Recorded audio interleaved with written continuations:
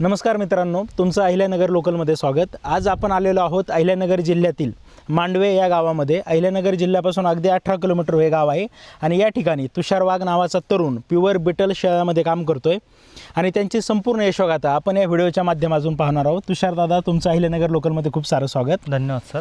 तुमचा हा beetle form आहे, कधी सुरुवात कधी झालेली या फार्मची? छोट्या प्रमाणात सर एक 3 वर्षापूर्वी सुरुवात झाली। मोठ्या प्रमाणात एक 1.5-2 वर्षापासून मी बिटलमध्ये मोठ्या प्रमाणात काम करतो। मी ट्रेडिंगमध्ये काम करतो आणि स्वतः सकट शेळ्या पाळतो। किती बाय कितीचं आपलं शेड आहे? आपलं पूर्ण सर 30 बाय 60चं शेड आहे। त्याच्यात पूर्ण एक 100 शेळ्यांच्या कॅपॅसिटीचं शेड आहे आपलं। आणि याचा चारा व्यवस्थापन नेमकं आपलं कसं आहे? चाऱ्यामध्ये सर आपल्याकडं दशरथ घास आहे, मेथी घास आहे, तुती आहे, नेपियर आहे, मका आहे, परत आपलं जे सायलेज आहे असं सुक्या चाऱ्यामध्ये आपलं हरभऱ्याचं भुसकट, तुरीचं भुसकट, सोयाबीनचं भुसकट, हे सर्व चाऱ्यामध्ये भरपूर आहे आपल्याकडे चारा। हे शेड आहे आपलं, दाखव बरं आतमध्ये।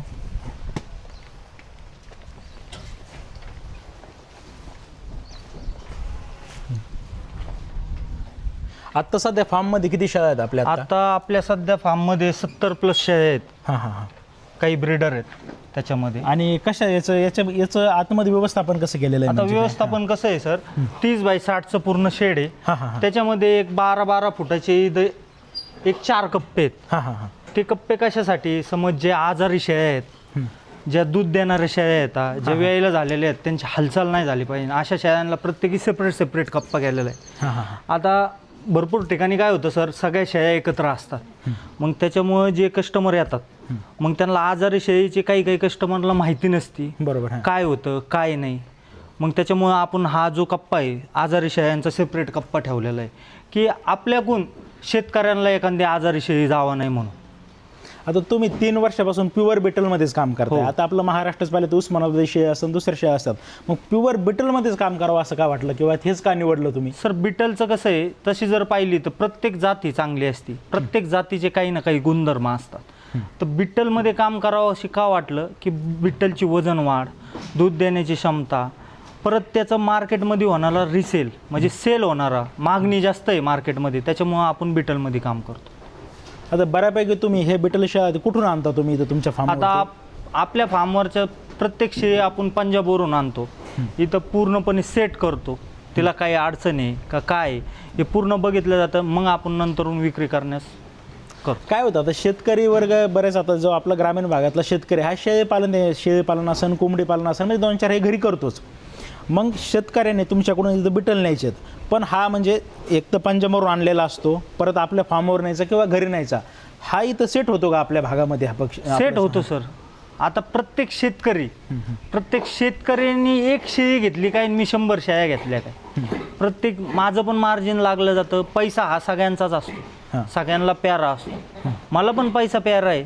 हा माल इथं सेट होऊ राहिला त्यामुळेच मी आणू राहिलो, बरोबर, आणि त्यामुळेच विकू राहिलो। सेट होतो सर, आणि जरी पण काही सेट व्हायला अडचण असली तर मी स्वतः वेटर्निटीसाठी शेतकऱ्यांना मदत करतो, शेतकऱ्यांना पूर्ण ट्रेनिंग देतो, शेतकऱ्यांना पूर्ण शेळी समजून सांगतो, त्याच्यानंतर सेल करतो। याच्यामध्ये आजार काय आहेत नेमके? म्हणजे आपलं आता उस्मानाबादी शेळी असेल किंवा ही शेळी असेल, आजाराचं प्रमाण कसं आहे याच्यातून काय? सर कसं आहे, आजाराचं प्रमाण जर उस्मानाबादीत जर बघितलं, गावरांमध्ये, उस्मानाबादी, संगमनेरीमध्ये जर आजाराचं प्रमाण बघितलं तर एक थोडीफार खालीवरती होतं, कपावत होती, सर्दी त्यांना पण येते, सर्दी यांना पण येते, ताप त्यांना पण येते, यांना पण येते, पण एक प्रमाण थोडं कमी जास्त। आता यांचं कसं असतं, हा माल येतो लांबून येतो, मग काय होणार, थोडा ताप येणार, थोडी सर्दी होणार, पण त्याच्यावर एकदम ट्रीटमेंट एकदम चांगली केली का ती शेळी रिकव्हरी लवकर होती आणि सेट पण फास्ट होती। पण याच्यामध्ये सर आपण पाहिलं तर आजकाल मोठ्या प्रमाणात फसवणूक सुद्धा शेतकऱ्यांची होती, पंजाबवरून मानलं तर। मग याच्यासाठी शेतकऱ्यांनी काय काळजी घ्यायला हवी किंवा जो बिटल शेळ्याचा नग घ्यायचा याच्यातून काय करायला हवं त्यांनी घेताना काय? आता सर तसं जर बघितलं तर फसवणुकीचं प्रमाण हे शेतकऱ्यांवर कमी करण्याचं आहे की आपण फसलो कुठं जाऊ राहिलो हे त्यांचं कळलं पाहिजे, बरोबर आहे का नाही? आता समज हे बोकड आहे, समज 80-90 किलोचं आहे, ही कितीपर्यंत घेतलं पाहिजे, कितीपर्यंत ते त्याच्यानंतर सेल होईल हे पण शेतकऱ्यांनी बघितलं पाहिजे ना। फसवणूक शेतकऱ्यांच्या खिशातून पैसे नाही काढून घेऊ राहिले, पण शेतकऱ्यांना भाग पाडू राहिले त्यांनी खिशातले पैसे द्यावा म्हणून। अशी गोष्ट. काय होतं, आपण महाराष्ट्रात पाहिलं, समजा पंजाबवरून बिटल आणलं, ते सगळं 1000 किंवा 1200 रुपये किलोने नग म्हणजे किलोने विकला जातोय. पण शेतकऱ्याकडून तेवढं जातोय का? म्हणजे पुढे शेतकऱ्याने समजा सांभाळला 6 महिने, पुढे व्यापारी तेवढं घेतोय का, किंवा मटणाला तेवढा जातोय का तो सर कसं असतं, प्रत्येक गोष्टीत वेगवेगळं असतं. आता समज हे सोनं आहे, तुम्ही हे सोनं सोनाराला दाखिलं तर तेच त्याची किंमत ठरवणार आहे, बरोबर. पण तुम्ही जर हा बोकड आहे, हा ब्रोकड ब्रीडिंगसाठी देऊ राहिले की कापायला देऊ राहिले, त्याच्यावर त्याची किंमत ठरवली जाते. मग त्याच्यासाठी काय पाहिजे, तुमच्याकडे विक्रीचं मॅनेजमेंट कसं आहे, तुम्हाला विक्रीला कोणी सपोर्ट करणार आहे का, आमच्यासारखं एखाद्या दोघा जणांबरोबर तुम्ही जुळलेले आहे का, जे बिटलमध्ये काम करते, जे आपला माल सेल करायला. जेव्हा तुमची प्रसिद्धी होणार तेव्हा तुमचा माल आपोआप सेल होणार आहे, त्याला गरज नाही पडणार. आता जशी की मला गरज कशी आहे, माझं कस्टमर डायरेक्ट माझ्या फार्मवर येतो, जुने कस्टमर माझ्या संग जुळलेले येतं, ते माझ्याकडून माल खरेदी करून घेऊन जातात. मी शेतकऱ्यांचा माल स्वतः घेतो. बरोबर. तुम्हाला आता याच्यामध्ये बिटलमध्ये 3 वर्षाचा अनुभव आहे. तुम्ही शेतकरी असेल किंवा तरुण वर्ग असेल, यांना काय सजेस्ट कराल की किती शेळ्यापासून शेळी पालन तुम्ही बिटलमध्ये सुरू करायला पाहिजे कमीत कमी? सर कसं आहे, शेतकरी म्हणजे तसं जर बघितलं तर शेतीच्या निगडीत म्हणजे दुग्ध व्यवसाय म्हणा, शेळी पालन म्हणा, कुक्कुटपालन म्हणा, हे त्याच्या रक्तातच आहे, शेतकऱ्याच्या रक्तातच आहे. बरोबर. त्याला जास्त काही सांगायची गरज नाही पडत. शेतीला जोड पण त्याला काय आहे, समजा त्याला ज्ञान कोणतं नाहीये की हिला औषध कोणतं पाजावं, हिला गोळ्या कोणत्या द्यावा, हिला इंजेक्शन कोणतं दिलं पाहिजे, हे थोडंसं प्रमाण कमी. आमच्यासारखे म्हणण्यासारखे बरेचसे शेतकरी असे आहेत जे की त्याच्यातले परिपक्व आहे, त्यांनी थोडीफार साथ दिली त्यांना का ते आपलं करून दाखवतात. आणि त्यांना म्हणजे गायडन्स करायचं म्हणणं असं आहे की तरुण वर्गाने म्हणा, शेतकऱ्यांनी म्हणा, पुढं उतरलं पाहिजे, धाडस केलं पाहिजे. समज धाडस पण लय मोठं पण नसावं, बरोबर, की त्याच्यात त्याचं आर्थिक नुकसान जास्त होईल, असं पण धाडस नसावं. ज्याला सुरुवात करायची त्यांनी 10+1 म्हणा, 5+1 म्हणा, अशी छोटीशी सुरुवात करून त्याच्यात पुढचं पाऊल घ्यावं. आणि पण ही सुरुवात करताना चारा व्यवस्थापन हे किती महत्वाचं आहे त्यासाठी? सगळी गोष्ट जर तशी जर पाहिली सर, यांची सगळी चारा व्यवस्थापनावरच गोष्ट येते. कारण की तुमच्याकडे त्यांना चारा किती, तुम्ही त्यांना किती पौष्टिक चारा देऊ शकतात, त्याच्यावर त्यांची वाढ, त्यांची दूध देण्याची क्षमता, त्याची पिल्लं टाकण्याचं क्षमता, ही सगळी चाऱ्यावर अवलंबून राहते. बरोबर आहे. आणि इकडचे नग दाखवा आम्हाला याच्यामध्ये. हा माल आपल्या फार्ममध्ये किती दिवस झाला आलेला आहे आता? हा माल आपल्या फार्ममध्ये येऊन 15 ते 20 दिवस झाले साहेब. म्हणजे तुम्ही इथं 15 किंवा 20 दिवस सेट करता मला, त्याच्यानंतर शेतकऱ्यांना देतो. मग त्यांना अडचण येत नाही, म्हणजे पंजाबवरून आल्यानंतर डायरेक्ट शेतकऱ्यांच्या याच्यावर जात नाही, इथं सेट होतो. तुम्ही याला बंदिस्तमध्ये सेट करताय? बंदिस्तमध्ये सेट पण करतो साहेब आपण. आणि आपण जरी इन फ्युचर म्हणजे ही शेळी आहे, ईद फ्रेश आहे, पण जर समज शेतकऱ्याकडे गेली आणि आजारी पडली तर त्याच्यासाठी पण आपण मदत करतो, त्यांची ट्रीटमेंट वगैरे सगळं आपण स्वतः मदत करतो. आणि आता आपल्या फार्मवर म्हणजे गाभण शेळ्या आहेत का फक्त पहिलं रो आहेत? आपलं कसं आहे सर, मिक्स आहे. काही ब्रीडर आहेत, काही गाभण शेळ्या येतात, काही पहिलं रू पाटी येतात, त्या पण गाभण येतात, काही लागवडीच्या मापाच्या आहेत, काही लागलेल्या आहेत, असं भरपूर माल आहे. बरोबर. आणि या ठिकाणी पाहिलं तर तुम्ही पूर्ण शेअर्स व्यवस्थापनाचं लिहिलेलं, म्हणजे काय केलं हे कुठून सुचलं, म्हणजे नेमकं काय? नाही, कसं आहे सर, आता काही टायमिंगला काय होतं, शेतकरी येतो, पण मी त्यांना समज जर काही देऊ शकलो नाही तर त्यांनी हे जे फलक लावलेले आहेत याच्यावर त्यांना माहिती भेटते की कसं केलं पाहिजे, काय केलं पाहिजे, काय काय प्रकार असतात, हे सर्व माहिती त्यांच्यासाठी, शेतकऱ्यांच्या फायद्यासाठी आपण ठेवलेलं. आणि तुमची ही सगळी विक्री हे तुम्ही आता सोशल मीडियावर जास्त ऍक्टिव्ह, सोशल मीडिया थ्रू जास्त करून याचा प्रसार होतो? सगळं मी सोशल मीडिया थ्रूच विक्री करतो सर. जास्त मला बाहेरून कस्टमर आहेत, त्याच्यामुळे विक्री. आता तुमचं शिक्षण काय झालेलं होतं? माझं 12वी पास आहे. याच्या अगोदर काय दुसरा व्यवसाय होता का? याच व्यवसाय होता तुमचा? माझा अजून दूध धंदा पण आहे, मोठ्या प्रमाणात माझा दूध धंदा पण करतो. म्हणजे मी मेन गोष्ट म्हणजे मी डॉक्टर नाही, मी काही नाही, मी तरुण नाही, मी एक हाडामासाचा शेतकरी. आता काय होतं, सध्या पाहिलं तर आपलं बेरोजगारीचं प्रमाण मोठ्या प्रमाणात आहे, बऱ्याच तरुण पोराला आपल्या वयातल्या धंदे करायचे आहेत. तुम्ही शेळीपालन धंदा कशा पद्धतीने सजेस्ट कराल बाबा? शेळीपालन धंदा कसा आहे सर, पहिली गोष्ट तर कोणता पण धंदा करा, एक चिकाटीने एक मेहनतीने केला का तो होतो. त्याच्यातला पूर्ण तुमचा वेळ त्याच्यात दिला का तुम्हाला शेळी पण समजते, कोणता पण धंदा समजतो. पण मॅटर काय होतो, आपल्याला वाटतं लोकांकडे जातो आणि त्याच्यात वाटते लाच. मेन गोष्ट म्हणजे आता माझ्याकडे एक कस्टमर आलतं, ते मला म्हणलं की मला शेळ्या सांभाळायचे आहेत बरं का, पण त्याला एक फोन आला, त्याला नको सांगू, ते हसन माझ्यावर की शेळ्या घ्यायला गेला का. हां हां ही लाज नसली झालं. माझ्याकडे एक दुबईचं कस्टमर आलं, हां हां हां दुबईला सध्याला राहिला आहेत, त्यांना दुबईची नोकरी सोडून शेळी पालनात यायचे.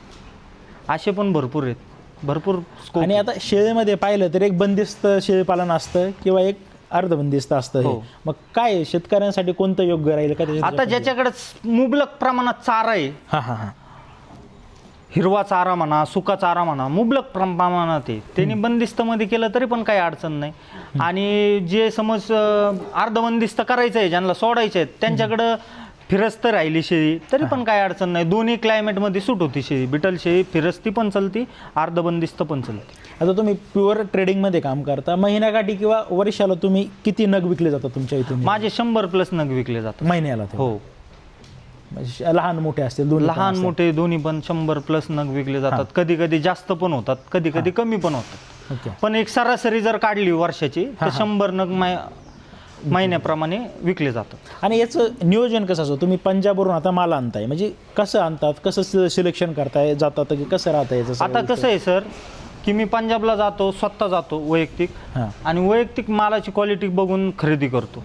तो प्लस मायनस चालूच असतं. कधी कधी तिकडं रेट वाढलेले असतात. आता कसं आहे तिकडं पण आपल्या इकडचे भरपूर महाराष्ट्रातले कस्टमर जाऊन तिकडं पण भरपूर रेट झालेले आहेत, कारण त्यांच्याकडे मागणी वाढलेली आहे ना, म्हणून तिकडचे रेट जास्त जरा आता वाढलेले आहेत. पण तरी पण आपण मोजून मापून चांगला माल आणतो आणि शेतकऱ्यांना प्रोव्हाइड करतो, सेट करून माल विकतो. आता हे तुमचं पाहिलं तर 60 का 70 आहे हे शेडचे? हे 30x60 आहे. 30x60 आहे. मग तरुणांनी किंवा शेतकऱ्यांनी कसं व्यवस्थापन करायला पाहिजे शेडचं? आता सर कसं आहे, पहिली गोष्ट तर तरुणांनी ज्यांना समज 5-10+ सुरुवात करायची, आता शेतकरी आहे म्हणल्यानंतर त्याच्याकडे स्वतःचं शेड असतो, थोडीफार जागा असते. बरोबर. छोट्याशा जागेत अवाढव्य खर्च न करता शेडला पहिले ज्याच्यातून आउटपुट आहे आपल्याला, म्हणजे शेळी पालनात शेळ्या चालू केल्या, त्याच्यातून तुम्हाला इन्कम मिळणार आहे कधी ना कधी काळांताने. एक 3 महिन्यात म्हणा, 6 महिन्यात म्हणा, त्याच्यातून इन्कम चालू होणार आहे. ती इन्कम नंतरून शेडमध्ये गुंतून मग मोठ्या प्रमाणात चालू करावं. कारण की कसं आहे, पहिले शेतकरी काय करतो, नाही मला ही गोष्ट पाहिजे, अशी ठेवण पाहिजे, तसा गोठा पाहिजे, आणि मग सगळी इन्व्हेस्टमेंट होती गोठ्यात. आणि मग ज्या वेळेस माल खरेदी करायची असली, रिअल फॅक्ट आहे, माझ्यापाशी कस्टमर येऊन जातात, मी बघतो, मी त्यांचं ऐकतो. कारण की मी स्वतःला असं समजतो की जितकं तुमच्याकडून समज तुम्ही आले, तुमच्याकडून किती पट मला जास्त घेता येतंय तितकं मी घ्यायचा प्रयत्न करतो, आणि मला तुम्हाला किती देता येतं तितकं मी द्यायचा प्रयत्न करतो. त्यांच्याकडून भरपूर ठिकाणी असं झालेलं आहे की शेड तर बांधले, पण नंतरून पूर्ण इन्व्हेस्टमेंट शेडमध्येच गेली, नंतरून माल खरेदी करायला पैसे नाही राहिले. एक 5 शेळ्या खरेदी करायची, तुम्हाला 10 पासून सुरुवात करायचं आहे, तर तुम्ही 100 शेळ्यांचं का आत्ताच बांधून ठेवू राहील? बरोबर. पहिले 10ची व्यवस्था करा, 100 शेळ्यांची आपोआप व्यवस्था होईल. बरोबर. आता एवढं सगळं 70-80 शेळ्या किंवा 100 असते तुमच्याकडे, याचं व्यवस्थापन तुम्ही एकटे करता का अजून कुटुंबाची साथ कशी भेटते तुम्हाला? कुटुंबाची साथ म्हणजे माझ्या मिसेसची साथ भेटते, वडिलांची साथ भेटते, आणि मी स्वतः वैयक्तिक दिवसभर यांच्यात असतो, शेड असतो. आणि तुमचं चाऱ्याचं कसं नियोजन ते दाखवाल का आम्हाला? हो दाखवतो ना. पुढे घेऊ गेला. आता आपल्या चाऱ्यामध्ये सर आपल्याकडं मका आहे, दशरथ घास पण आहे आपल्याकडं, त्याच्यानंतर कडवळ पण आहे, आणि हा नेपियर पण आहे. वरती पण एक प्लॉट आहे नेपियरचा, आणि त्याच्यावरती प्लॉट तुतीचा आहे आपल्याकडं, तुती पण आहे आपल्याकडे शेळ्यांचा. आणि याला सगळ्यांना हे मुरघास करून किंवा तुम्ही कुट्टी करून टाकतात. आपण एक चांगली कुट्टी मशीन बघितलेली की जे वज उचलावं लागतं तीनदा, म्हणजे शेतात कापायचं, परत कुट्टीवर ट्रॅक्टरवर ठेवायचं, परत बारीक मशीनीत कुट्टी करायची. तर आपण एक कुट्टी मशीन पण आणलेली आहे, ती अटॅच आहे, ट्रॉली अटॅच. दाखवा बरं ते काय दाखवतो मी. ही आपली कुट्टी आहे, ट्रॅक्टरवर चालली जाते ही, आपण चालवतो ट्रॅक्टरवर. ही डायरेक्ट वावरातच कुट्टी करते आणि डम्पिंग पण होती. आता हे PTO जोडलेलं आहे कुट्टी मशीनला. ही मोठी कुट्टी मशीन आहे, आणि मागं त्याच्या कुट्टी मशीन आहे मोठी, म्हणजे ट्रॅक्टर म्हणजे शेतातच कुट्टी होती डायरेक्ट चाऱ्याची, आणि इथं आणून ठेवून द्यायची, आपल्याला कापायचा, याच्यात हे टाकायचं, डायरेक्ट तिथं टाकायचं, त्याच्यात हे होऊन शेतातच कुट्टी होती. पाहू शकता तुम्ही, यांनी एक जुगाड केलेलं आहे. डायरेक्ट ट्रॅक्टरलाच त्यांनी कुट्टी मशीन लावलेलं आहे. शेतात ट्रॅक्टर जातं, इथं त्याच्यानंतर चारा टाकला जातो, आणि इथं अशा प्रकारे पाहू शकता तुम्ही, इथं त्यांची कुट्टी होती आणि ती शेळ्यांना इथं देत आहेत ते. आणि याला चारा सकाळी किती टाइम टाकता, काय करता याचं? सकाळी 3 टायमाचं नियोजन असतं आपलं. सकाळी कोरडा चारा टाकतो, हां नंतरून वल्ला चारा आणि परत रात्री वल्ला चारा. चालेल. धन्यवाद दादा. धन्यवाद.